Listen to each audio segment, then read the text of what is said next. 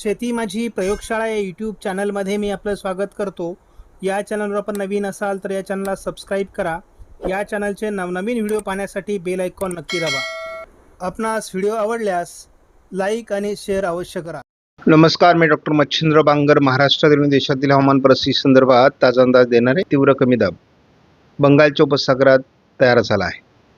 त्याचा मार्ग महत्त्वाचा आहे आणि कशा पद्धतीने त्याचा पुढचा प्रवास होईल ते आपण बघणारच आहोत. परंतु त्यापूर्वी आपण हे बघणं आवश्यक आहे की त्यामुळे जी ट्रफ निर्माण झालेली आहे ती जवळपास राजस्थानपर्यंत पोहोचलेली आहे.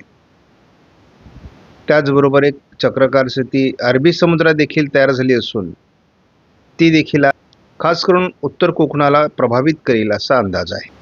महाराष्ट्राचा विचार करता नंदुरबार जिल्ह्यामध्ये अजूनही दुष्काळी परिस्थिती आहे. विदर्भ आणि कोकण पावसाळी परिस्थिती सुधारली आहे. विभागवार जर माहिती घेतली तर कोकणात आता केवळ 14% घट आहे, म्हणजे 86% पाऊस झालाय. यामध्ये आता रात्री झालेल्या पावसामुळे आणखी भर पडलेली आहे.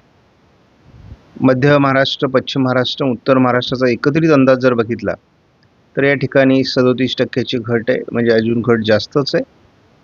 मराठवाड्यामध्ये 32% घट आहे, म्हणजे अजून घट जास्त आहे. त्यानंतर विदर्भातही 27% घट आहे. मात्र एकूण जर त्याचा परिणाम बघितला तर 23%, म्हणजे जवळपास 77% पाऊस संपूर्ण महाराष्ट्रात आत्तापर्यंत झाला आहे. आज 5 जुलैनुसार जर आपण भारतामध्ये ऑल इंडिया वेदर बुलेटिननुसार भारतीय हवामान खात्याने दिलेले अलर्ट्स बघितले तर मध्य भारतामध्ये ऑरेंज अलर्ट आहे. त्यानंतर गुजरात, महाराष्ट्राच्या काही भागामध्ये आणि उरिसामध्ये रेड अलर्ट देण्यात आलेला आहे. आणि याचा जे तयार झालेले डिप्रेशन आहे त्या संदर्भातील हा अलर्ट आहे. या अलर्टमध्ये गुजरात आणि महाराष्ट्राच्या भागातील अलर्ट हा 6 तारखेला देखील कायम आहे. कोकण आणि पूर्व गुजरातमधील रेड अलर्ट हा जवळपास 7 तारखेला कायम आहे. ऑरेंज अलर्ट अनेक भागात देखील कायम आहे. 8 तारखेपासून महाराष्ट्रातील पावसाचा प्रभाव कमी होईल आणि मराठवाड्यातील पावसाचाही जोर कमी होण्याची शक्यता आहे.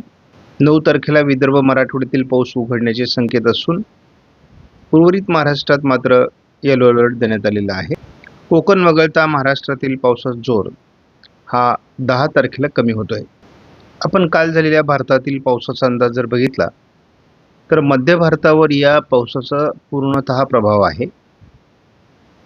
या भागावर त्याचा खास करून प्रभाव आपल्याला बघायला मिळतो. याच्या बाहेरील कुठल्याही भागामध्ये जरी पाऊस असला तरी त्याचं प्रमाण कमी आहे. कुलाबा वेधशाळेचे आपण पुढील 4 दिवसाचे जर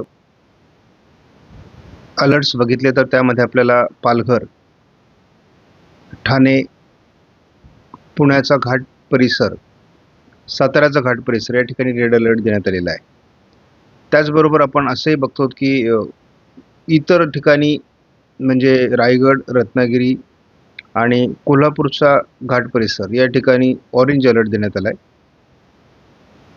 नाशिक पश्चिममध्ये देखील ऑरेंज अलर्ट देण्यात आलेला आहे. विदर्भात ऑरेंज अलर्ट आहे. एकूणच परिस्थिती पावसाचा अनुकूल तयार झालेली आहे. 6 तारखेला देखील पालघर, पुणे घाट परिसर आणि रायगड जिल्ह्यामध्ये पावसाचा रेड अलर्ट कायम आहे.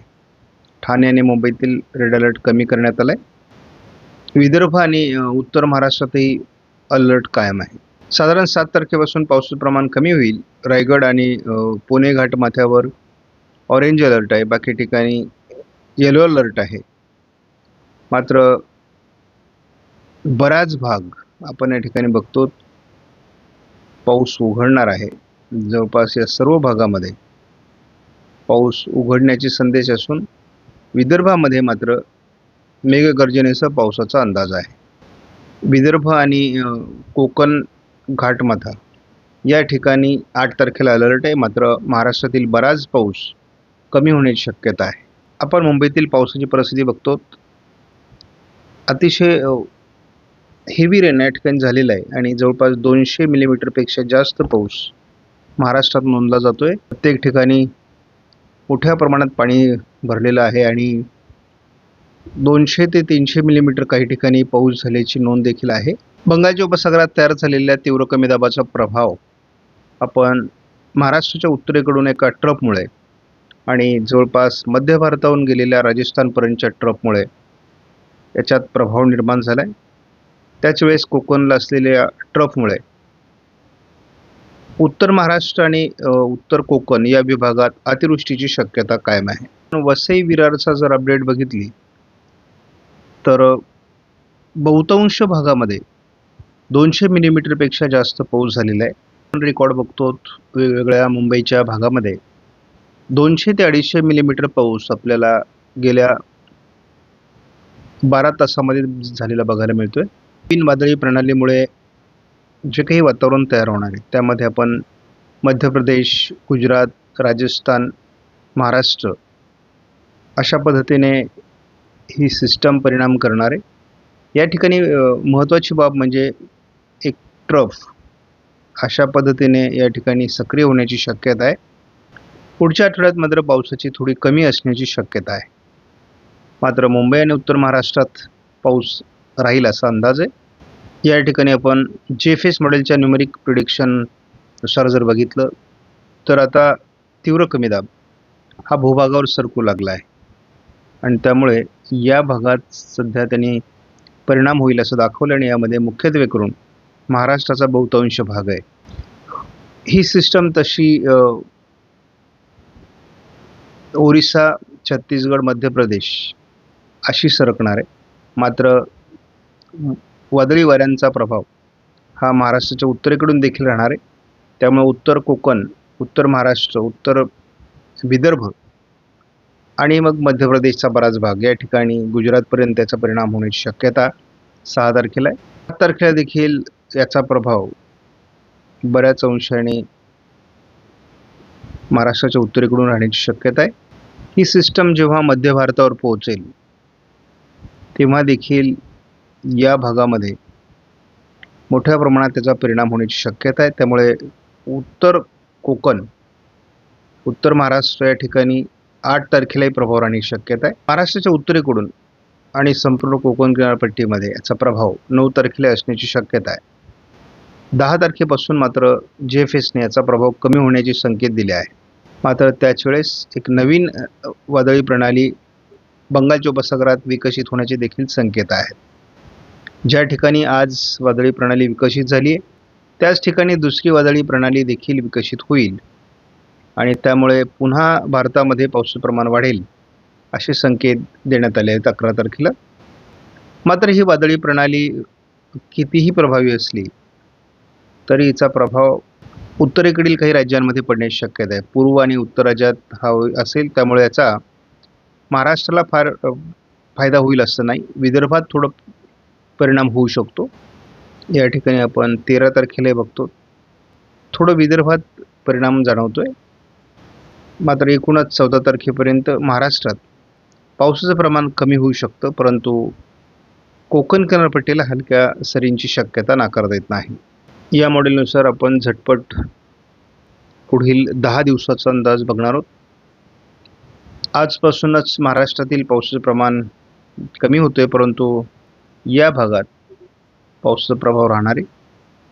थोडा विदर्भाच्या काही भागात असू शकतो, परंतु महाराष्ट्रातील एकूण जे पावसाचं प्रमाण आहे ते कमी होण्याची शक्यता आहे. 6 तारखेला देखील उर्वरित महाराष्ट्रात पाऊस असेल, परंतु या भागात थोडं पावसाचं प्रमाण आहे आणि या भागात पावसाचं प्रमाण असण्याची शक्यता आहे. म्हणजे पावसाचं प्रमाण मराठवाडा, विदर्भ, पश्चिम महाराष्ट्र या ठिकाणी कमी होणार आहे. 7 तारखेपासून हे प्रभाव थोडा उत्तरेला सरकण्याची शक्यता आहे. मात्र महाराष्ट्रामध्ये विदर्भाच्या आणि मध्य महाराष्ट्र, उत्तर महाराष्ट्राचा परिणाम जाणवण्याची शक्यता आहे. 8 तारखेपासून महाराष्ट्राच्या उत्तरेकडून जे विदर्भ असेल, मराठवाडा असेल किंवा उत्तर महाराष्ट्र असेल याच्या उत्तरेकडून याचा प्रभाव राहील. कोकणातही हलका प्रभाव राहण्याची शक्यता आहे. मुख्य प्रभाव संपणार आहे. 9 तारखेपासून महाराष्ट्रातील पाऊस उघडेल. 10ला उघडीप आहे. कोकणात हलक्या सरी 12 तारखेला गोंदियात पाऊस दाखवण्यात आला आहे. 13ला एक गोंदियामध्ये पाऊस आहे. उर्वरित महाराष्ट्रात कडकडीत उघडीप आहे. 14 तारखेला हवामानात पुन्हा बदल होणे अपेक्षित आहे. 15ला महाराष्ट्रात सर्वत्र पुन्हा ढगाळ परिस्थिती, पावसाचं अनुकूल वातावरण, कोकण किनारपट्टीला पाऊस सुरू होईल. या मॉडेलनुसार आपण वादळी ट्रॅक जर बघितला तर साधारण ओरिसा, पूर्व उत्तर छत्तीसगड आणि पुढे मध्य प्रदेशच्या उत्तरेकडील भागातून हा मध्य भारतावर सरकण्याची शक्यता आहे आणि खूप दूरवरून ही सिस्टम पुढे निघून जाईल. त्यामुळे तिचा फार परिणाम महाराष्ट्रावर डायरेक्ट होणार नाही. आपण एकत्रित अंदाज बघितला तर या भागामध्ये पावसाळी अंदाज साधारणपणे जाणवतोय आणि आपण या भागात पावसाचं प्रमाण कमी असल्याचं बघतो. तर या भागात या पावसाचा प्रभाव काही काळ अजून राहणार आहे हेही आपण बघतो. आज सर्वांना महत्त्वाची सूचना म्हणजे कोकण किनारपट्टीला अगदी रत्नागिरीपासून कोल्हापूरपर्यंत आणि या सर्व भागात अतिवृष्टीची शक्यता आहे. त्यामुळे मुंबईसह महाराष्ट्रामध्ये मोठ्या प्रमाणात पावसाची शक्यता वाढते. आपण जर धावता अंदाज यामध्ये आजचा घेतला तर एक चक्राकार स्थिती अरबी समुद्रात असल्यामुळे त्याचा परिणाम उत्तर कोकणामध्ये मोठ्या प्रमाणात होण्याची शक्यता आहे. त्यानंतर याचा प्रभाव उद्या देखील मुंबईसह अहिल्यानगर, छत्रपती संभाजीनगर, नाशिक, मालेगाव, नंदुरबार, धुळे, जळगाव या सर्वच जिल्ह्यांना 6 तारखेला होण्याची शक्यता आहे. जो मुख्य प्रभाव जो आहे तो अहिल्यानगर आणि नाशिक, छत्रपती संभाजीनगर या भागात अधिक असण्याची शक्यता आहे कोकणाबरोबरच. 7 तारखेला उत्तर महाराष्ट्रात पावसाळी परिस्थिती राहू शकते. थोडं पश्चिम विदर्भापर्यंत किंवा विदर्भाच्या बऱ्याच जिल्ह्यांमध्ये उत्तरेकडून परिस्थिती असेल. मात्र 8 तारखेपासून याचा प्रभाव कोकणातील कमी होईल आणि एकूणच 9 तारखेपासून पावसाळी खंडाला सुरुवात होईल महाराष्ट्रामध्ये. जवळपास हा खंड बराच काळ राहील. 14 तारखेपासून किंवा 15 तारखेपासून कोकणात पुन्हा एकदा पावसाचं अनुकूल वातावरण तयार होईल, परंतु ते फारसं प्रभावी असणार नाही आपण बघतो. आणि त्यामुळे महाराष्ट्रामध्ये एक पावसाळी खंड तयार होऊ शकतो. हलका पाऊस घाटमाथ्यावर होत राहील. उर्वरित महाराष्ट्रामध्ये स्थानिक वातावरण असू शकतं, परंतु फार प्रभावी वातावरण असणार नाही. परंतु याचा अर्थ पाऊस उघडेल, अगदी संपूर्ण जुलै कोरडा जाईल असं नाही. पुढे पुढे अनेक फॅक्टर असतात. नवीन नवीन वादळी प्रणाली विकसित होतात आणि त्यामुळे यदा कदाचित 20-22 तारखेनंतर पुन्हा पावसाचे प्रमाण वाढू शकतं असे काही संकेत मॉडेल देऊ लागले आहेत. परंतु शेवटी हा अंदाज आहे. यामध्ये काय परिवर्तन होतात ते आपल्याला बघावे लागतील. परंतु घाबरून जाण्यासारखी परिस्थिती नाही. येत्या उरलेल्या कालावधीमध्ये म्हणजे 9-8 तारखेपर्यंत अजून महाराष्ट्रामध्ये बऱ्याच भागात खूप चांगला पाऊस होणार आहे.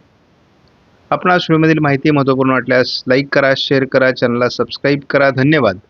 जय हिंद, जय महाराष्ट्र, जय बळीराजा.